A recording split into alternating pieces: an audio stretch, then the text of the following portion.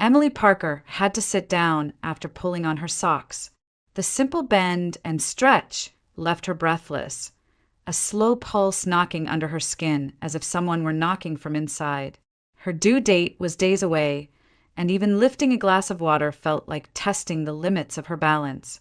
She eased to the edge of the bed, pressed a hand to the curve of her stomach, and waited for the lightheadedness to pass.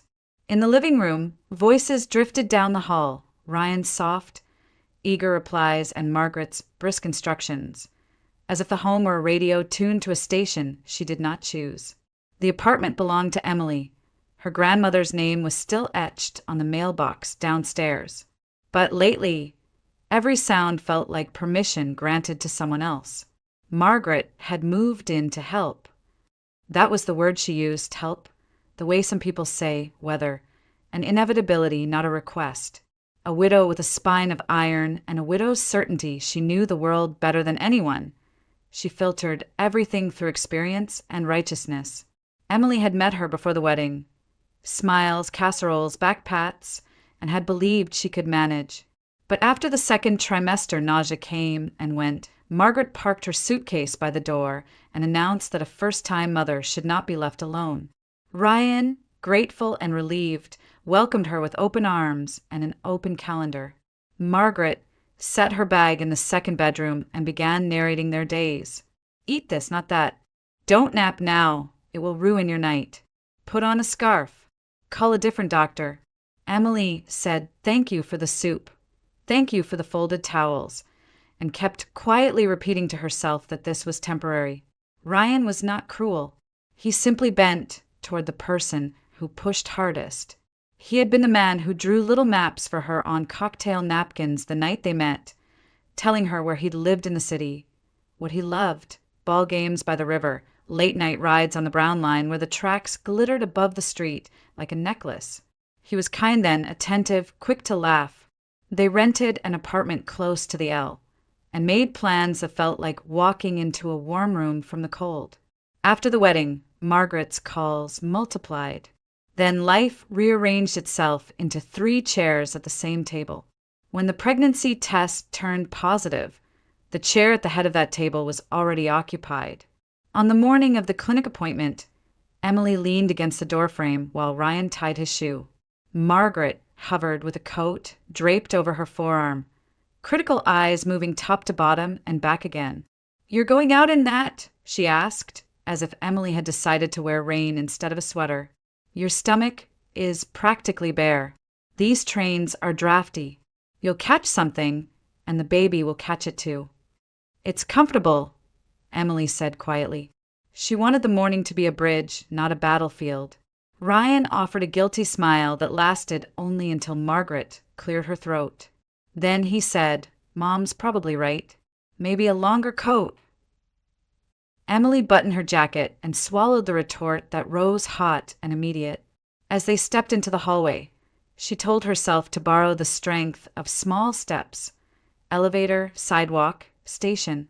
The city moved around them with its ordinary winter efficiency, a gray sky layered over gray streets. On the platform, the wind cut through seams of clothing, and the rails sang somewhere to the south. Crowds bunched near the doors, necks craned, hands ready. The train arrived with a roar, and the 3 of them were dragged inside by momentum and strangers. Bodies pressed close. Phones hovered like dim stars above bowed heads. The car smelled faintly of coffee and wool. Emily gripped the pole. Then another contraction of the crowd knocked her against the end seat of a bench. The man beside it stood and gestured. "Take it," he said, weary and kind, eyes flicking to her belly and back to her face. "Thank you," she managed, easing down. Relief spread in her thighs, a warmth that felt like mercy. She let out a breath she hadn't realized she was holding and rested a hand over the baby's slow roll.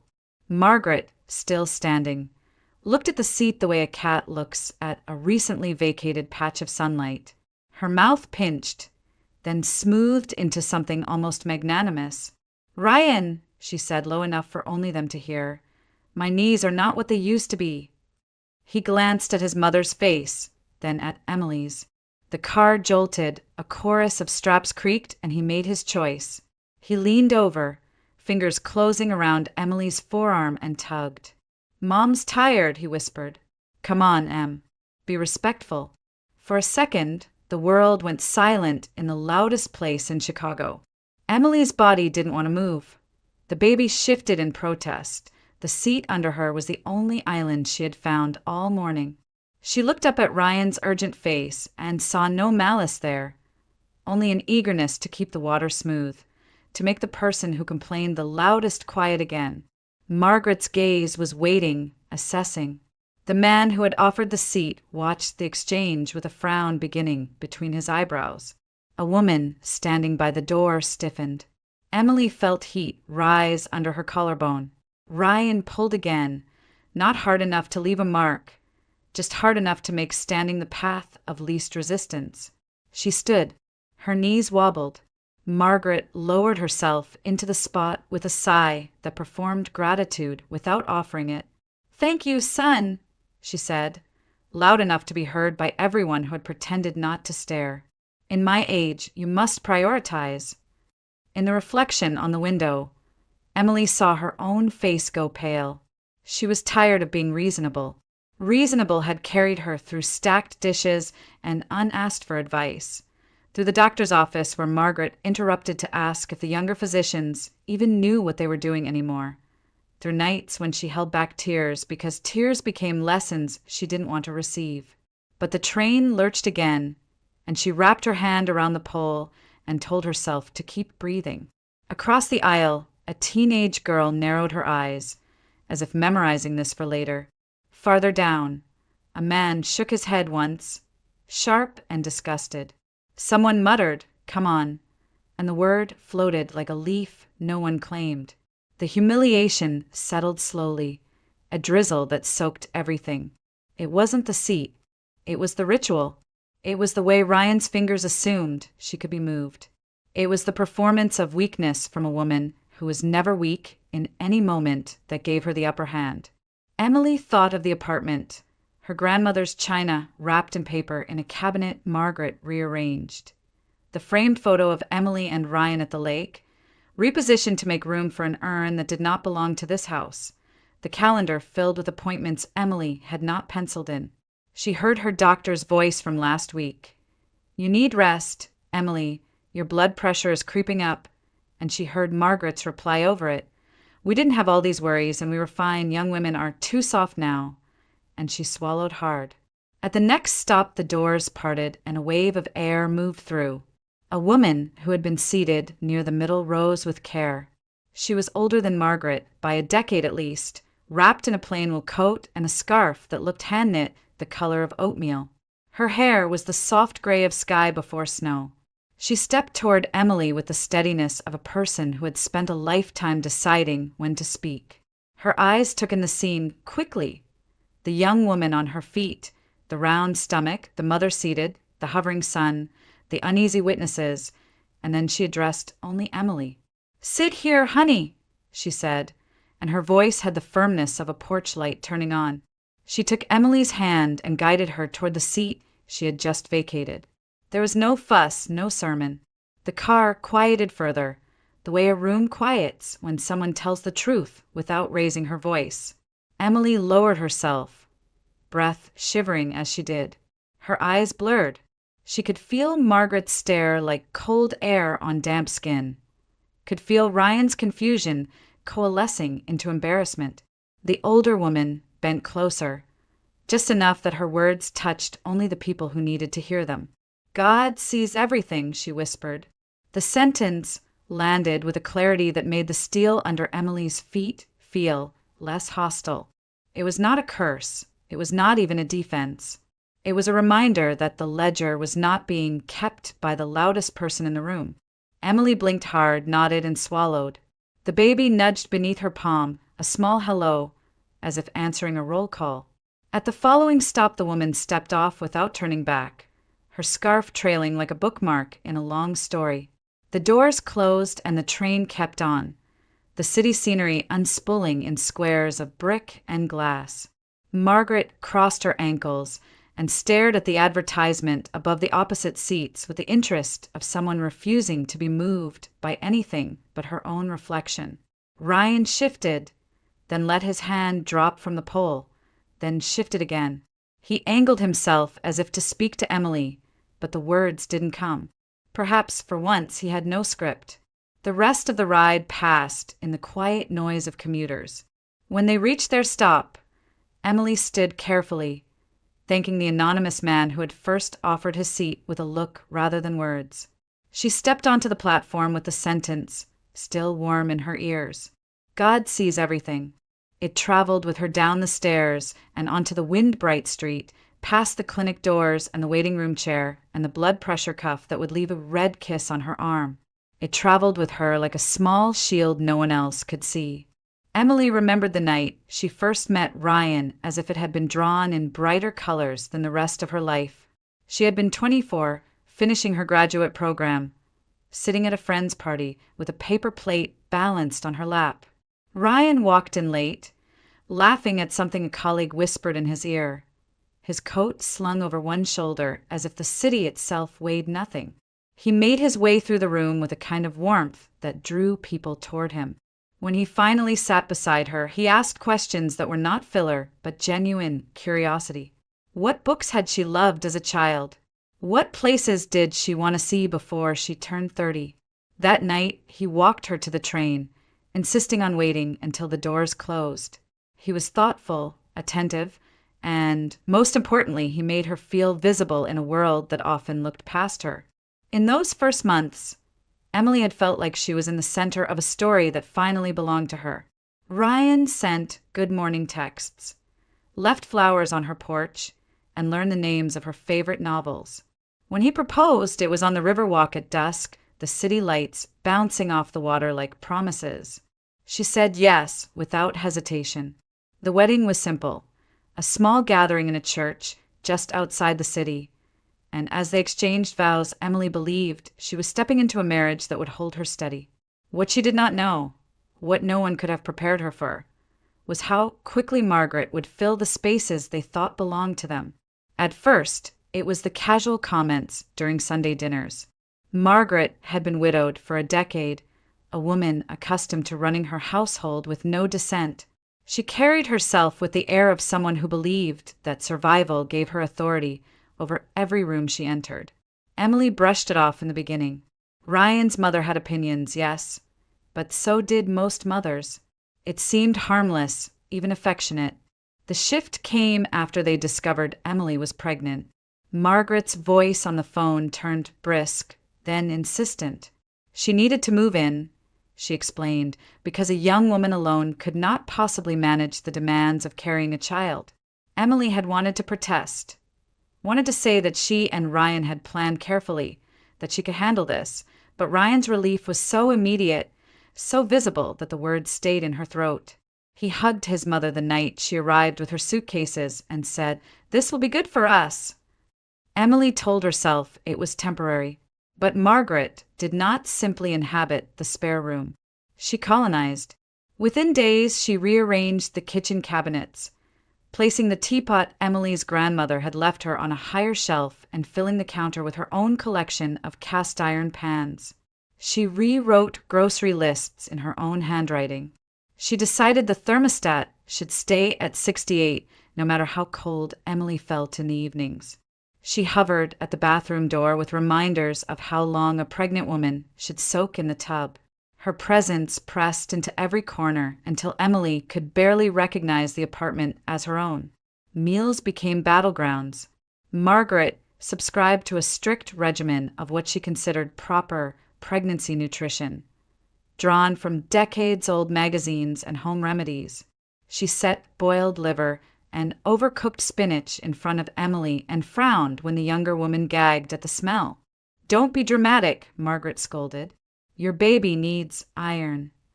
If Emily asked for plain toast, Margaret clucked her tongue and accused her of selfishness. Ryan, caught between them, always softened his voice when he sided with his mother.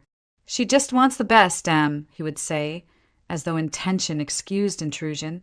Each time, Emily swallowed her frustration and chewed dutifully, her throat tight with resentment. Sleep offered no refuge. Margaret believed naps during the day were a sign of laziness.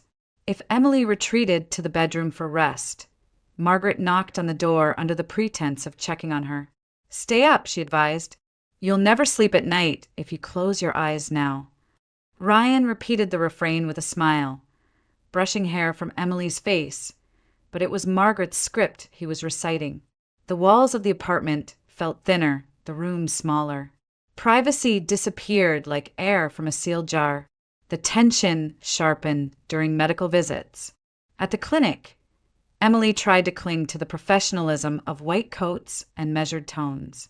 On one appointment, her obstetrician pressed the stethoscope gently against her belly, listening for the steady rhythm of the baby's heart. The doctor smiled and spoke directly to Emily. "You need to make rest your priority now. Your blood pressure is higher than I'd like. Stress is not your friend at this stage. Sleep, reduce conflict where you can, and remember to care for yourself as much as for the baby." Emily nodded, grateful for words that validated what her body had been shouting for weeks. But before she could respond, Margaret leaned forward in her chair with a dismissive wave of her hand. "Nonsense," she declared. "Young women today are coddled. I worked double shifts through both of my pregnancies. We didn't have blood pressure cuffs and special diets. We did just fine. Don't fill her head with worry." The doctor, accustomed to difficult family members, cleared his throat and repeated his recommendation with more firmness. But the moment was already fractured.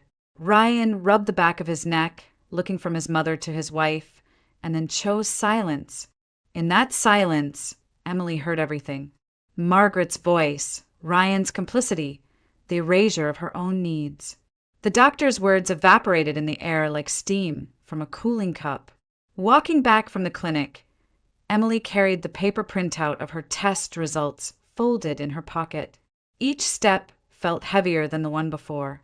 She wanted Ryan to take her hand, to tell her that her well-being mattered, that he would draw the line against his mother's overreach. Instead, he kept close to Margaret, listening to her commentary about traffic and weather, nodding in rhythm. When Emily slowed, no one noticed. When she stopped to catch her breath, it was the stranger behind them who muttered, "Are you all right?" Ryan finally glanced back, embarrassed, and ushered her forward. Margaret rolled her eyes, as if Emily's exhaustion were another indulgence.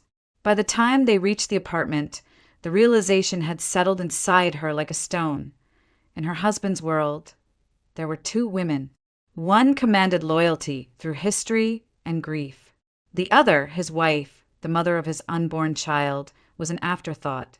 Emily sat on the edge of the bed, staring at the framed photo of her grandmother that still hung above the dresser. The apartment was hers by inheritance, but her place within it had become conditional. She pressed her palm to her stomach, felt the baby shift in response, and whispered a promise only the child could hear. In that moment, she understood, with a clarity that left her trembling, that she and her daughter would always come second to Margaret in Ryan's eyes. The knowledge did not yet lead to action, but it rooted itself deep inside, a seed of inevitability waiting for its season. The apartment was dark except for the glow of the city lights bleeding in through the blinds. Emily shifted on the couch, trying to find a position that relieved the ache in her lower back. At first she thought it was another night of discomfort, the kind every pregnant woman near her due date came to expect. But then the pain sharpened, cutting through her abdomen with the precision of a blade. She doubled over, a hand pressed to her belly, breath shallow. It was too early. She wasn't supposed to be in labor for another 2 weeks. "Ryan," she called out, her voice trembling. Her husband was in the kitchen, scrolling through his phone. He looked up, startled, as she clutched the armrest, her knuckles white. "Something's wrong," she gasped. "It's happening." "The baby!" Ryan hurried over, panic already flaring in his eyes. "Are you sure?" "Maybe it's just—" His words faltered when another contraction ripped through her, forcing her to bite down on a cry. She shook her head, sweat beading along her hairline. This was no false alarm. From the bedroom, Margaret's sharp voice cut into the chaos. "Ryan!" The sound was theatrical, drawn out like a curtain call. "Ryan, I can't breathe." Her words were punctuated with coughs that sounded rehearsed. "My chest, it's my heart." Ryan froze, torn between his wife writhing on the couch and his mother calling from the other room. "Mom, hold on," he shouted, then turned to Emily. "Just wait, let me check on her." Emily's eyes widened in disbelief. "I need you now," she said, voice cracking. Another contraction seized her, stronger than the last, stealing her breath. She grabbed his wrist. "Please, Ryan, the baby's coming." But Margaret wailed louder, her voice echoing down the hall. "Ryan, don't let me die alone." Panic overtook reason in Ryan's face. He wrenched his hand away and bolted toward his mother's room. Emily stared after him, stunned. Each second stretched like an accusation. She tried to stand, but her legs buckled beneath the weight of pain and betrayal. The next cry that left her lips wasn't just from labor. It was the sound of something inside her breaking. Minutes blurred. She heard Ryan's frantic voice on the phone, calling for an ambulance, but not for her. He was describing Margaret's symptoms, pacing the hall as if his wife's contractions were background noise. Emily realized then that if she didn't act, she and her baby would be alone in the fight for their lives. Her hands shook as she fumbled for her phone. She dialed 911, her voice ragged. "I'm 38 weeks pregnant," she told the dispatcher between breaths. "The contractions, they're coming fast. My husband, he left me. I need help. Please send someone." The operator's voice was steady, grounding. "Stay on the line, ma'am. We're sending EMS to your location right now. Can you lie down on your side? Keep breathing. You're not alone." The sirens arrived sooner than she expected, their wail threading through the streets below. Within minutes, uniformed paramedics burst into the apartment. They found her on the floor, pale and trembling, sweat plastering her hair to her forehead. "Ma'am, we've got you," one of them said firmly. They guided her onto a blanket, checking her pulse, monitoring the baby's heartbeat with swift efficiency. The contractions were too close together to risk a hospital transfer. They would have to deliver here. Emily's world narrowed to commands and reassurances. "Breathe. Keep pushing, almost there." She bore down, tears streaming, the pain relentless and consuming. In the corner of her eye, she saw Ryan hovering helplessly, Margaret clutching his arm, pretending still to be weak. But no one was paying attention to them now. The focus was on Emily, on the small life fighting to enter the world. One of the paramedics, her badge read Elena Morales, knelt beside Emily holding her hand. "Look at me," she said softly. "You can do this. You're stronger than you think." Her calm eyes anchored Emily through the storm. With a final scream, Emily felt the sudden release, the sharpness of pain replaced by the fragile cry of a newborn. The sound pierced the air like sunlight breaking through clouds. A tiny girl, red and squalling, was lifted into the light. "Baby girl," Elena announced, her voice thick with emotion. "She's early, but she's breathing." The scale read 5 pounds, 8 ounces small but fighting. Emily's arms opened instinctively, and the baby was placed against her chest. Warmth and life spread through her as she cradled her daughter for the first time. Tears fell freely, mingling with the baby's soft cries. "Elena!" she whispered, looking at the nurse who had stayed by her side. "Her name is Elena." Then, softer, to the child herself, "Lena, you're mine." The paramedics worked quickly, cutting the cord, checking vitals, wrapping the infant in a blanket. Emily's father, Charles Bennett, arrived moments later, his face ashen from rushing through the night. When he saw his daughter and granddaughter, relief crumpled his expression. He knelt beside Emily, pressing a trembling kiss to her damp forehead. "You're safe," he whispered. "You both made it." Emily closed her eyes, exhaustion pulling at her, but she clung to her father's voice. She thought of the moment Ryan chose his mother's feigned illness over his wife's cries, and the betrayal burned deeper than the contractions ever had.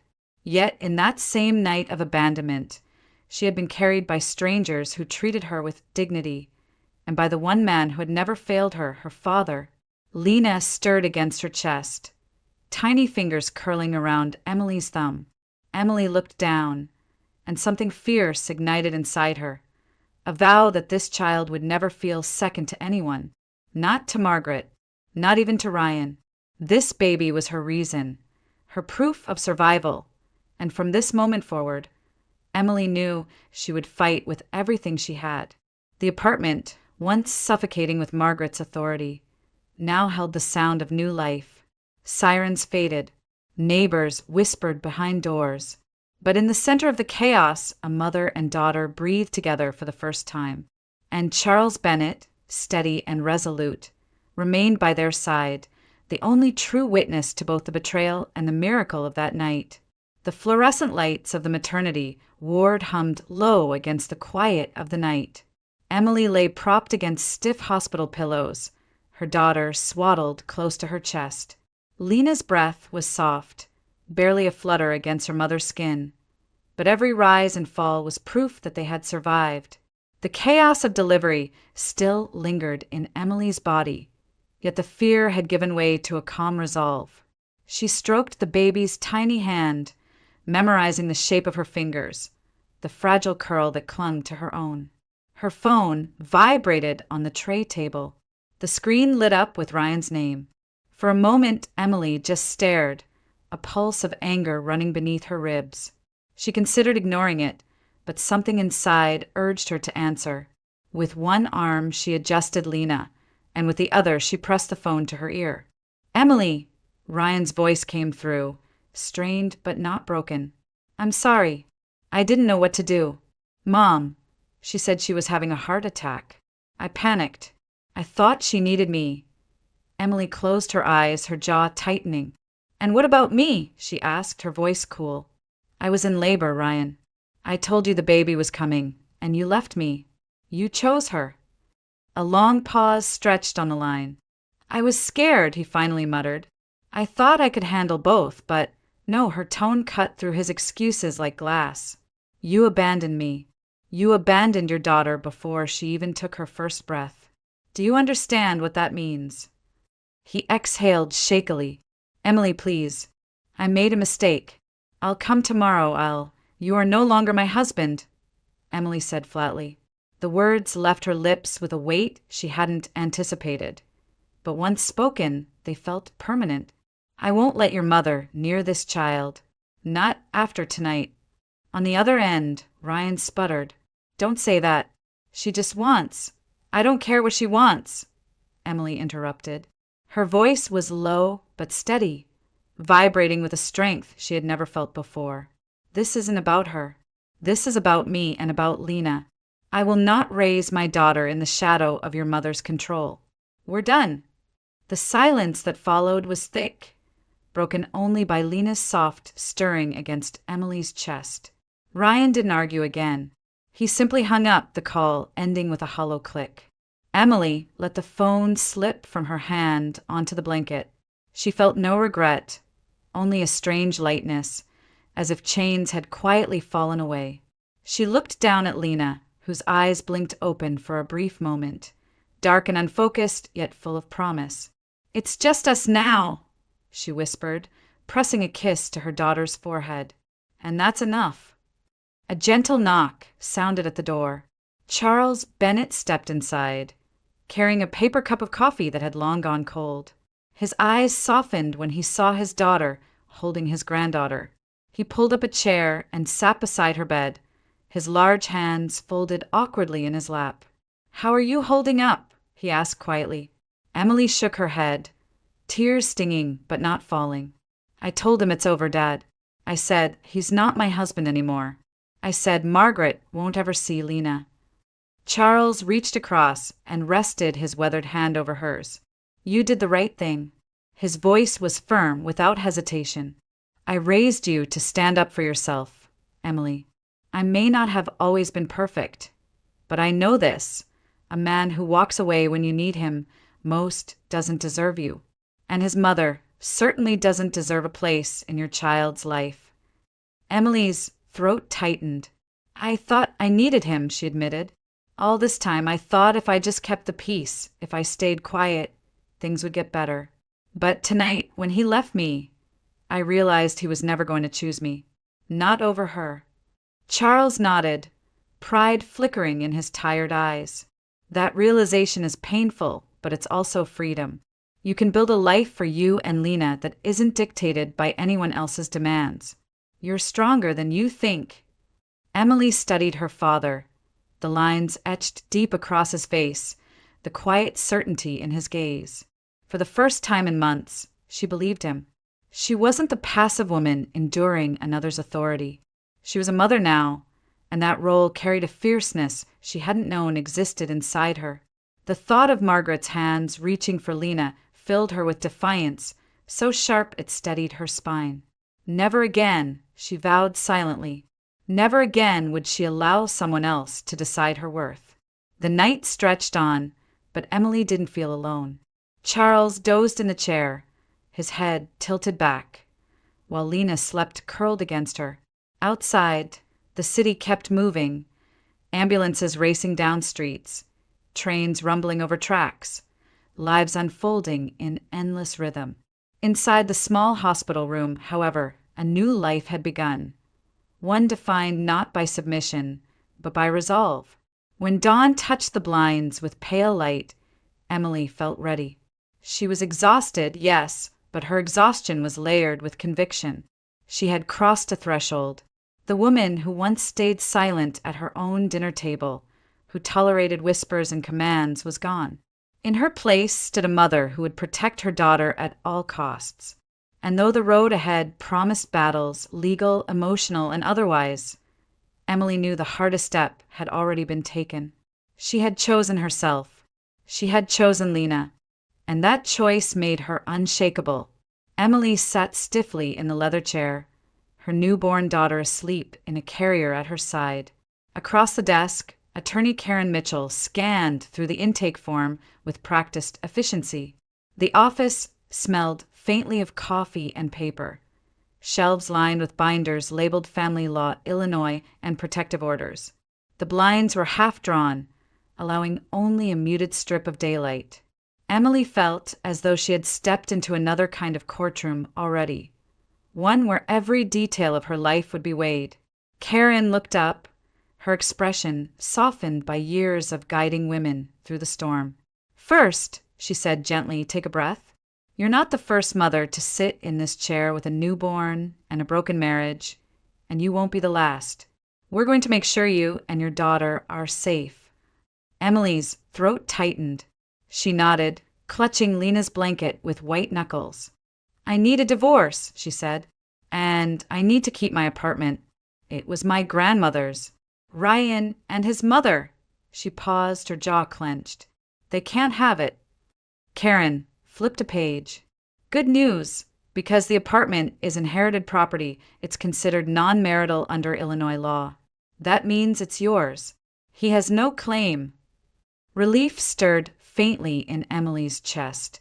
"Now, about custody, or rather, what we now call allocation of parental responsibilities. We'll file for you to be the sole residential parent. Given what you've described, it's realistic." Emily exhaled slowly, the tension in her shoulders loosening just a fraction. "And his mother?" "She wants to see Lena. She's already talking about taking her." Karen's eyes sharpened. "We can petition for a protective order. It would cover both Ryan and his mother if necessary. But more importantly, you need to document everything. Every threat, every uninvited visit, every time they raise their voices. Judges like evidence. Install cameras at the door, save text messages, keep a log. The more meticulous you are, the stronger your case." The lawyer leaned forward, her tone steady. "Change the locks today. You don't want them walking in uninvited. And remember, if they show up and harass you, call the police. Don't hesitate. The system works best when you use it. Emily nodded, determination tightening inside her. For months, she had let Margaret rewrite the rules of her home. Now she would rewrite them herself. That evening, Charles arrived with a locksmith. Emily watched as the old lock clattered into a tray and a new deadbolt clicked into place. It felt symbolic, as if the house itself was taking her side at last. A week later, small cameras blinked above the doorframe, ready to record every intrusion. Each light became a silent ally, promising that Emily's truth would not be erased again. The first test came quickly. On a gray Tuesday morning, pounding rattled the door. Margaret's voice sliced through the wood. "Emily, open this door right now. That's our granddaughter in there. Don't you dare keep her from her family." Emily's pulse jumped, but she stayed seated at the kitchen table. The camera caught everything. The banging, the shrill demands, Ryan's voice joining in. Please," he said through the door, his tone a mix of pleading and frustration. "Just let us see her. Mom's been sick with worry. Don't punish us like this." Lena stirred in her bassinet, whimpering at the noise. Emily scooped her up, rocking gently, forcing calm into her voice though her insides shook. "You need to leave," she called out. "I told you not to come here. This is harassment." Margaret's reply was venomous. "You ungrateful girl. After everything I've done for you, you think you can keep that child away from me? You'll regret this." Emily dialed 911 with steady fingers. "My estranged husband and his mother are pounding on my door and refusing to leave," she told the dispatcher. By the time officers arrived, Margaret had retreated down the hall, muttering curses, while Ryan lingered with a conflicted expression. The police warned them both and filed a report. Emily tucked the paperwork into her growing folder of evidence. The visits did not stop. Some days it was flowers left at the door, accompanied by Ryan's notes. "Please, I just want to hold her." Other days it was Margaret's threats shouted through the hallway. Emily documented it all, photos, recordings, phone logs. Each entry hardened her resolve. She wasn't merely collecting data. She was building the foundation of her defense, brick by brick. One night Ryan called, his voice quieter than usual. "Emily, I need to see my daughter," he said. "I know Mom pushes too hard, but she loves Lena. You can't keep her from us forever." Emily gripped the phone tightly. "Ryan, you had your chance. The night she was born, you weren't there. You chose your mother, not us. Don't call me again unless it's through my lawyer." He hesitated. "I just want to make things right." "You can't make things right while standing in her shadow," Emily replied. "Until you realize that, you'll never really want what's best for Lena. You'll only want what Margaret tells you to want." She ended the call before he could answer. For the first time, the silence that followed was not lonely. It was liberating. Weeks passed in a rhythm of feedings, doctor's appointments, and legal paperwork. Emily grew used to the click of the camera recording another confrontation, the weight of the evidence folder on her desk. Charles visited daily, bringing groceries and quiet encouragement. Each time Margaret and Ryan tried to force their way back into her life, Emily felt less like prey and more like a witness gathering proof. At the next meeting in Karen's office, Emily slid the folder across the desk. "I've recorded everything," she said. "Every knock, every threat, every call." Karen flipped through the pages, satisfaction evident. "This is exactly what we need. With this, the judge will see who they really are. You've done everything right, Emily." For the first time since Lena's birth, Emily allowed herself a small, certain smile. She wasn't merely reacting anymore. She was preparing. The legal battle loomed ahead, but she was ready. Every slammed fist on her door, every poisonous word from Margaret, every half-hearted plea from Ryan had become part of a record that would speak louder than their lies. And when the time came to stand before the judge, Emily knew she would no longer be the woman who once yielded her seat, her voice, her home. She was the mother of Lena Bennett Parker, and she would not be moved. The courthouse in downtown Chicago loomed gray and unyielding, its stone columns catching the weak light of morning. Emily walked up the steps with Lena's car seat balanced in her father's hands. She wore a plain navy dress, her hair pulled back tightly, her shoulders squared. The weight of months of fear and preparation pressed down on her, but she carried it with quiet determination. Today, she would not be silent. Today, her voice would be heard. Inside the Cook County Family Division, the air hummed with the low murmur of cases being shuffled, families whispering, attorneys checking watches. Emily sat at the petitioner's table beside attorney Karen Mitchell, her folder of evidence stacked neatly between them. Across the aisle, Ryan slouched in his chair, adjusting his tie as though it strangled him. Margaret sat rigid beside him, her lips pressed into a thin, self-righteous line. She wore black as if attending a funeral, her hands folded with the gravity of a martyr. The judge, a woman in her 50s with clear eyes and no patience for theatrics, called the case to order. Parker versus Parker, she announced. Petition for dissolution of marriage and allocation of parental responsibilities. Karen rose first. Your Honor, my client, Emily Parker, seeks full allocation of parental responsibilities and parenting time, on the grounds that her estranged husband and his mother have created an unsafe and hostile environment for both mother and child. She gestured to Emily, who met the judge's gaze steadily. We will present evidence of harassment, neglect, and abandonment at the time of birth. The judge nodded. Proceed.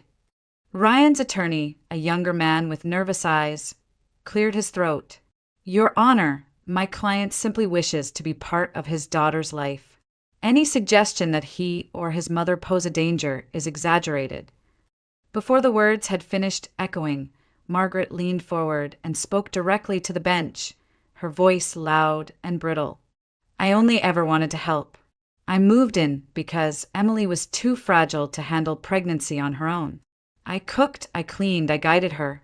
And this is how she repays me, by shutting me out, by poisoning my son against me. The judge held up a hand. Mrs. Parker, you will have your turn. Do not interrupt counsel. Margaret sat back, eyes flashing. Emily felt the old familiar sting of those words, the manipulation disguised as concern. But this time she had more than her voice. She had proof. Karen called the first piece of evidence. Security footage from the camera Emily had installed above her apartment door. The screen flickered to life, showing Margaret pounding on the door, her voice raised in rage. You ungrateful girl! That's our granddaughter in there. Ryan's figure shifted uneasily in the background, half-heartedly pulling her arm, failing to stop her. The judge's brow furrowed as the video played on, capturing every word, every threat, every attempt to push past the door.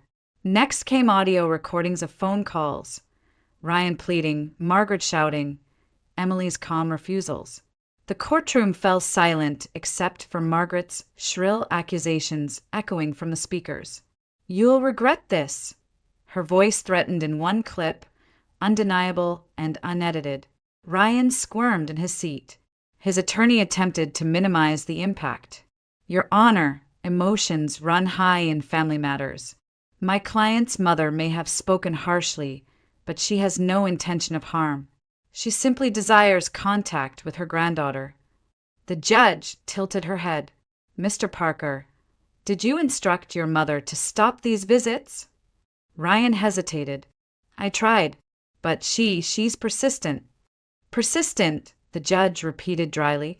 And did you support your wife during childbirth? Ryan's face flushed. He shifted. I thought my mother was having a heart attack. I had to choose. Emily stood when Karen gave her the signal. Her voice carried clearly across the room. Not shrill, not broken, but steady. He chose wrong, she said. Your Honor, I was in active labor. I told him the baby was coming. He looked me in the eye and walked away. He left me to call 911 alone. The paramedics delivered my daughter in our apartment while he stood down the hall with his mother. A ripple went through the courtroom. Even Ryan's attorney looked stricken. Emily's voice faltered for just a moment, but she caught herself and continued. I don't care about myself anymore.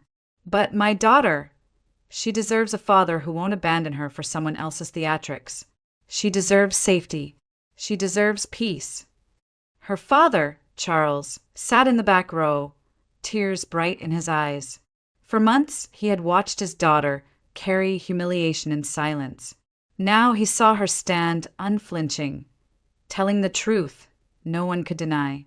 The judge folded her hands. I have heard enough. She glanced at Ryan, then at Margaret, whose face had gone blotchy with rage.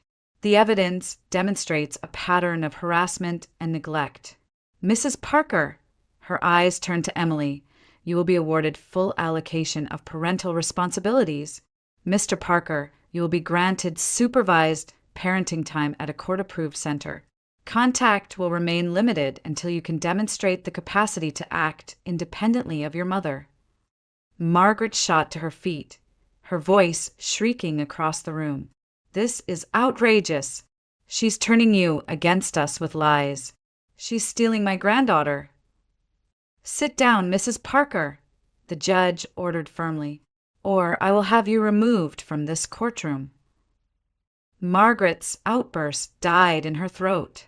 She sank back into her chair, seething, her carefully curated mask of virtue shattered in front of everyone.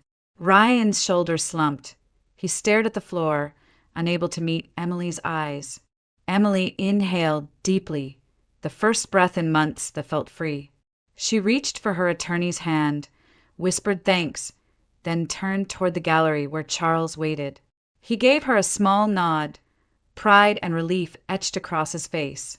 As court adjourned, Margaret's fury hung heavy in the air, but Emily no longer carried its weight.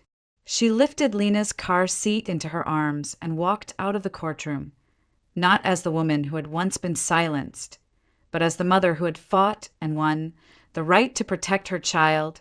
The months that followed the courtroom verdict carried a different rhythm, slower, steadier, and mercifully quiet. Emily moved into her father's house on the northwest side of Chicago, a modest two-story with creaking stairs and the scent of old wood that always reminded her of childhood. Charles converted the spare bedroom into a nursery, painting the walls a soft yellow and assembling a crib with his own hands.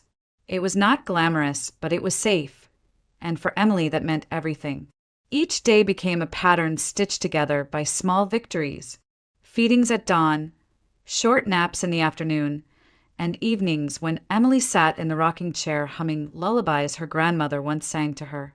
Charles hovered in the background, carrying laundry baskets, boiling bottles, always reminding his daughter that she was not alone. He never spoke harshly about Ryan or Margaret, but his silence on their names was its own kind of judgment. Spring arrived, and with it a sense of renewal. Emily began walking with Lena in the park a few blocks from the house. At first she moved slowly, her body still recovering, her spirit still fragile. But each week the walks grew longer. She watched her daughter's eyes widen at the sight of trees budding green, listened to her squeals of delight when ducks skimmed across the pond. The park became their sanctuary, a place where Margaret's voice could not reach, where Ryan's absence was not a wound but a relief. One afternoon, Emily spread a blanket under an oak tree and placed Lena on her back. The baby's arms flailed in the sunlight, her giggles rising like music above the city noise. Emily lay beside her, touching her daughter